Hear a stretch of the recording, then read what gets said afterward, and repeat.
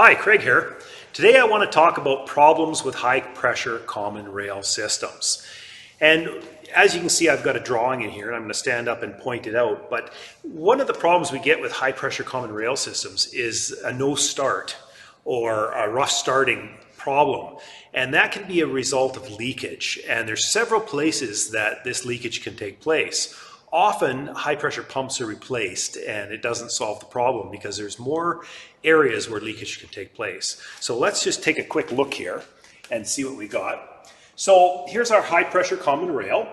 And now one thing that's not being shown exactly here is the injector line doesn't go into the injector. There's actually quill tubes in here. And quill tubes are something that is in the block and that's pressed into the block and will join up with the injector so it makes a sealing surface to get the fuel to the quill tube. Now, the injector line will attach to the quill tube. The reason I bring this up is quill tubes often are a point of leakage if they're not installed properly, worn out, or for some reason they're leakage. So each of these will have a quill tube attached to them, but I couldn't draw that really effectively in this picture. So we'll keep that in mind with these quill tubes. So let's look at the possibilities of leakage. So as I said, the high pressure pump can be a point of leakage. Also, the relief valve, the fuel pressure relief valve can be a point of leakage. And then finally, the most common point of leakage in this injection system is through the injectors. And typically, we'll talk about that a little bit more, but the ball valve or the mushroom valve can be worn. This is high pressure fuel, 37,000 PSI often. And this high pressure fuel can eat away at that ball valve and start the leaking process. There's also the orifice in here, and that orifice can get plugged with debris, and that's another problem, but that can stop this ball from seating properly and cause rough running problems. So let's focus on the leakage. And the first step in solving problems is to isolate the injector or the injectors that are leaking. Now, what I've drawn in here is a container or a bucket, and I've drawn some units in here. If I go to my service manual and find out, or my service information, and find out how much leakage is available here, I will know what I'm expecting from running this engine, and this is going to be done at high idle, so let's be clear. I'm going to plug in my software, and I'm going to put it on trying to find leakage, and then I'm going to idle this thing up. And when it's idled up, it should give me this much fuel. So I will disconnect this return line from the engine and put it into my bucket. Start the engine, run it for 3 minutes, and check the specifications. Typically, these injectors, if they're going to leak, they can leak up to 3 times more. Now, that's if all of them are leaking, we would get 1, 2, 3. The bucket would be full. But if only one of them is leaking and we're trying to isolate that, then we need to go through another process. So quite simply, what we're going to do here is we're going to run this engine with all the injectors and see if I get more fuel in the bucket than I'm supposed to. And if that's the case, one of these injectors is leaking. Now, if I get a whole bunch more, there could be more than one leaking. So quite simply, there's a special cap I can get, and I can disconnect this connection here and put the special cap on to the high pressure common rail, and now I can run this. This fuel, now I got too much fuel the first time because we're assuming one injector is leaking. This fuel should rise up again past the point of the specification. If it doesn't, luckily we found the right injector. But chances are you're not going to find it the first time, so it's going to rise up above the level, which was this, and we're going to get that much fuel. Too much. Obviously it's not that injector. We'll take the cap off, reconnect, put a new line on, whatever our specifications tells us, move on to the next injector. This will be reconnected, and we'll cap that one.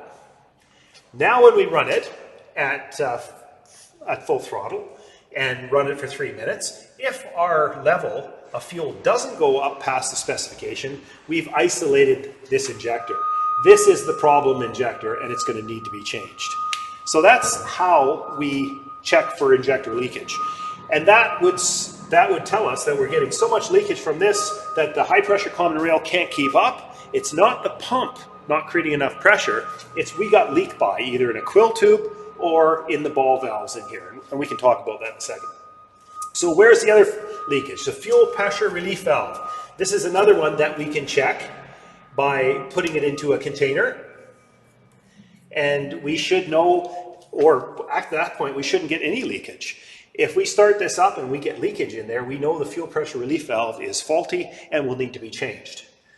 If you don't find any leakage here and you don't find leakage in the injectors, you can change the high pressure pump because you've isolated it. You've realized that is the problem.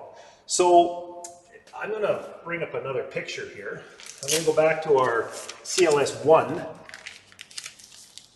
injector. And I'm going to bring the camera in so we can get a better picture of this.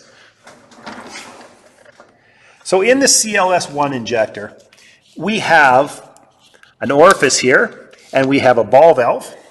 And this ball valve is subject to all the pressure in here. And again, the pressure is below as well, balancing out a little bit more pressure, and spring pressure keeps this injector seated. When this solenoid is actuated, it releases from the ball and the high pressure shoots up here and goes to the drainage. At that point, it can start working on the surface areas in the ball, and that's where leakage can occur. Also, we talked about this orifice right here. This orifice is balanced with this orifice so that it'll fill, and when this solenoid comes down and closes off, the pressure will balance and close.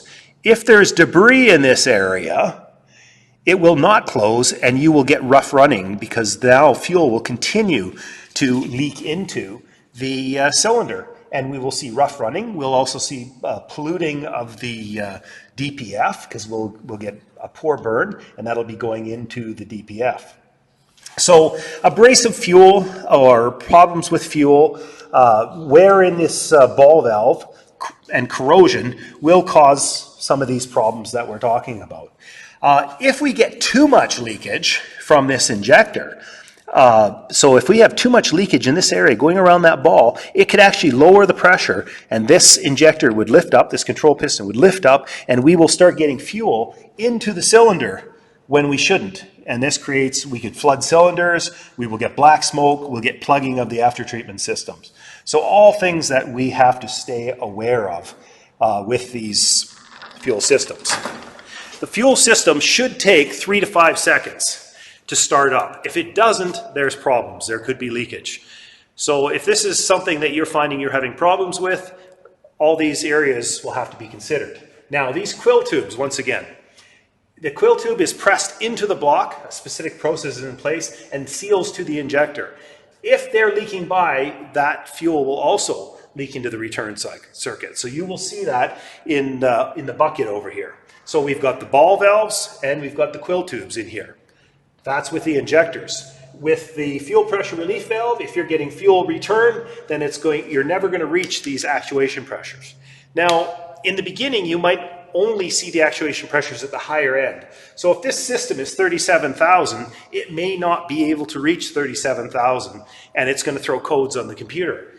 It will never reach that, so now we're having problems with getting full power, low power complaints. In a perfect world, it would be leaking all the time, but honestly, the high pressure common rail and the pump may only start to fail after 22, 25, 30,000 PSI. So if that's the problem and you're not getting your top end power, we could still have leakage in here. However, at the lower RPMs, there's no problems. So something to be considered. Hope you found this helpful.